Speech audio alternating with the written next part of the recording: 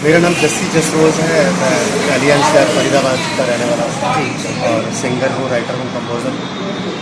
अभी एक हाल ही में एक लेटेस्ट सॉन्ग चल रहा है इश्क विच रिस्क, जो कि मेरी जो ज़रूरतें हैं, जो ऑडियंस है, उसने बहुत प्यार दिया इस गाने को। इश्क विच रिस्क एक रियल स्टोरी पे बेस्ड सॉन्ग है और जो निशा लांबा जो है, आपको सुना होगा उनका नाम, निशा लांबा जो बहुत पॉपुलर सेलिब्रिटी है, आप उनको कह सकते हैं कि आज की डेट में बहुत सारे लोगों को उन्होंने ट्रीटमेंट भी दिए हैं, आप उनको जानते हैं। तो उनके साथ मेरा अभी कॉलेब्रेशन हुआ था सॉन्ग, तो बहुत अच्छा ये सॉन्ग चल रहा है। इंस्टा पे आप वायरल है और आप इसको सुने, बहुत सारे लोगों ने इसके ऊपर रील्स भी बनाई, तो काफ़ी अच्छा रिस्पॉन्स है आप लोगों को, उसके लिए बहुत बहुत धन्यवाद। सर फरीदाबाद में पहले आप कहाँ रहते हैं और कौन से स्कूल में आपने स्टडी की? फरीदाबाद में मैं NIT में रहता हूँ और मेरी स्कूलिंग हुई है Guru Nanak senior secondary school में, जो कि जवाहर कॉलोनी में है फरीदाबाद में। और अभी हमने वहाँ से शिफ्ट कर दिया है फरीदाबाद में, मेरी स्कूलिंग वहाँ से हुई। और ये बस। आप सिंगिंग में उतरे हो, दिल एक तरह से जो गाना आया है थोड़ा सा दर्द झलकता हुआ नजर आ रहा है, वजह क्या थी उस सॉन्ग को गाने की और लिखा किसने है? वो सॉन्ग मैंने ही लिखा है, मैंने ही कंपोज किया है, मैंने ही गाया है और उसके अंदर निशा लांबा जी ने एक्ट किया है, क्योंकि उनकी रियल स्टोरी के ऊपर बेस्ड था। जब उन्होंने मुझे थोड़ा सा अपने बारे में बताया, जो मैंने इस चीज़ को समझा और उसको गाने को लिखा गया, कंपोज किया गया और उनके रियल स्टोरी के ऊपर बेस्ड है, तो दर्द तो वाकई में है, क्योंकि उसमें रियलिटी दिखाई गई है आज की। और ऐसे बहुत सारे सॉन्ग हैं, मेरा डेली का ही ये रहता है कि मैं कुछ अलग लिखूँ, कुछ अलग करूँ। तो लिखने का बहुत जुनून है, बहुत पैशन है। आप अभी ऑफ कैमरे पे ब्रेकअप की बात कर रहे थे, थोड़ी सी अपनी कहानी बताएं। कहानी यही कहते हैं कि हर आर्टिस्ट, जो एक आर्टिस्ट, जितना भी आर्टिस्ट है जो म्यूज़िक से रिलेटेड है, जिनको आप सुनते हैं और जिनकी आवाज़ में वो दर्द झलकता है, तो एक्चुअल में वो दर्द दिया होता है किसी का, वो उनका अपना दर्द नहीं होता, बस वो बयां करते हैं बाद में, फिर वो पब्लिक के साथ शेयर कर पाते हैं। क्योंकि बहुत सारी चीज़ें मन में होती हैं, तो कुछ लिख के कर लेते हैं, कुछ गा के कर लेते हैं। तो मेरा यही रहा कि मैंने लिखा और उसके पीछे भी कोई ना कोई कारण रहता है। लाइफ में बहुत सारी चीज़ें होती हैं, प्यार मोहब्बत, उसके बाद ब्रेकअप्स होते हैं, दिल टूटता है, जहाँ पर सच्चाई हो, मोहब्बत हो, तो वहाँ पर ये चैलेंज आते ही हैं। लेकिन हम ये कोई भी चीज़ जो हमारे साथ होती है वो गलत नहीं होती है, उसका कारण होता है कि भगवान ने पहले से प्लानिंग कर रखी होती है कि ऐसा होना था। तो ये चीज़ मेरी खुद की मांगी थी, क्योंकि मैं लिखता था तो मुझे एक शख्स ने बोला था कि आप अच्छा लिखते हैं बट आपकी शायरी के अंदर दर्द नहीं झलकता है। तो उसका कारण ये था कि मैंने कभी किसी से प्यार मोहब्बत नहीं किया था, तो मैं इन चीज़ों से बहुत दूर था। तो उन्होंने बोला जब ऐसा आपके साथ होगा और दिल टूटेगा तो वो आपकी कलम में, आपकी शायरी में दिखेगा। तो जाने अनजाने में हम बोलते हैं कि भगवान से जो भी मांगो तो वो आपको मिलता है। तो मैंने बस यही मांग लिया कि मेरे साथ भी कुछ ऐसा हो और मैं एक अच्छा राइटर बनूँ, अच्छा लिख पाऊँ, जिससे लोग सुनते ही बोले वाह क्या लिखा है, क्या बात है आपने। तो बस वो एक कारण बना था और चल रहा है सिलसिला। अच्छा, किस बात को लेकर छोड़ के गए थे आपके?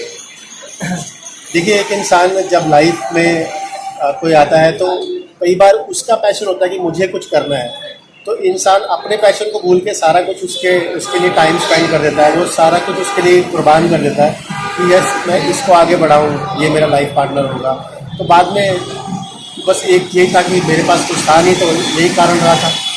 क्या उन्होंने बोला कि आपके पास क्या है मेरे लिए। तो बहुत सारे चैलेंज होते हैं, आप मतलब उनकी अपनी कहानी रही होगी, मेरी अपनी, हर किसी की अपनी मजबूरी होती है, तो हम किसी के लिए गलत नहीं बोल सकते। ठीक है, जो भगवान को मंजूर, जो भी हुआ सही हुआ, जो भी हुआ ठीक है। अगर वो छोड़ के नहीं जाती तो यहाँ तक नहीं पहुँचता। हम प्रे है, उसके लिए दुआ करते हैं कि वो जहाँ पर भी है, उसके बाद कभी बातचीत नहीं हुई, कभी देखा नहीं, और ठीक है। अच्छा, जो ये आपका ब्रेकअप हुआ था किस कारणवश हुआ था? कोई फैमिली वजह रही या मतलब उसने चाहा कि?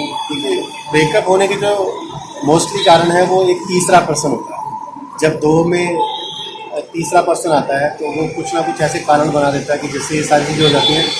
तो लाइफ में बहुत सारी चीज़ें ऐसी हैं, लोगों की लाइफ की बात करूँ, अपनी भी बात करूँ, तो मिसअंडरस्टैंडिंग की वजह से बहुत सारे ब्रेकअप्स हुए हैं, बहुत सारी चीज़ें ऐसी हुई हैं।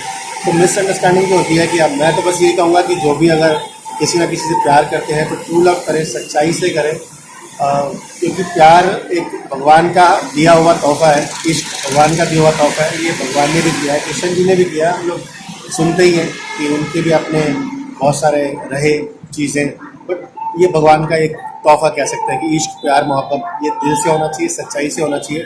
इसके पीछे जो फेस पे है वही दिल में होना चाहिए। पहले आप राइटर थे, लिखते थे, फिर कैसे आपने सोचा कि खुद ही जो है हमें गाना चाहिए?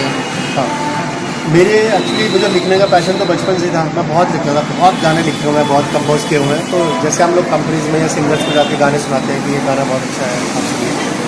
तो कुछ कंपनीज ने, कुछ सिंगर्स ने बोला कि आपकी आवाज़ बहुत प्यारी है, आपने कभी खुद ट्राई नहीं किया? तो मैंने कहा कि नहीं, मुझे ऐसा कभी लगा नहीं था अपने लिए, क्योंकि अपने आप को पता नहीं चलता, सामने वाला ही बताता है कि आप कितना बढ़िया करते हो, कितना अच्छा लिखते हो। तो बस वो ट्राई किया, और ट्राई करने के बाद अपने आप को भी लगा कि यार आवाज़ तो बहुत अच्छी है, तो ट्राई करना चाहिए। उसका बहुत अच्छा रिस्पॉन्स आया। फिर मैंने स्टेज परफॉर्मेंस भी करी। 2012 में मैंने काफ़ी सारे शोज़ किए। तो जैसा मैंने बताया था कि ब्रेकअप 2012 का ही था, और उसके बाद से बहुत सारी चीज़ें बदल गई। तो काफ़ी लंबा टाइम लगा, अब जाके मैं वापस इस फील्ड में दोबारा से आया हूँ। बहुत गाने लिखे क्या, बस ये कह लो कि लिखवा दिए गए। जब दिल टूटता है तो इंसान के पास वक्त नहीं होता है, सिर्फ वो अपने माइंड में, जहन में जो चीज़ें उसके साथ जो प्रॉब्लम्स होती हैं, जो उसने तकलीफ़ें देखी होती हैं प्यार मोहब्बत में, फिर उसको वो कलम के ज़रिए कागज़ पे लिख देता है, और फिर बाद में वो अगर वो एक लोगों तक पहुँचाने की कोशिश करता है कि ये मेरे साथ हुआ है। एक्चुअल में जितने भी आप सॉन्ग सुनते हैं उसमें रियलिटी कहीं ना कहीं तो होती है। बिल्कुल।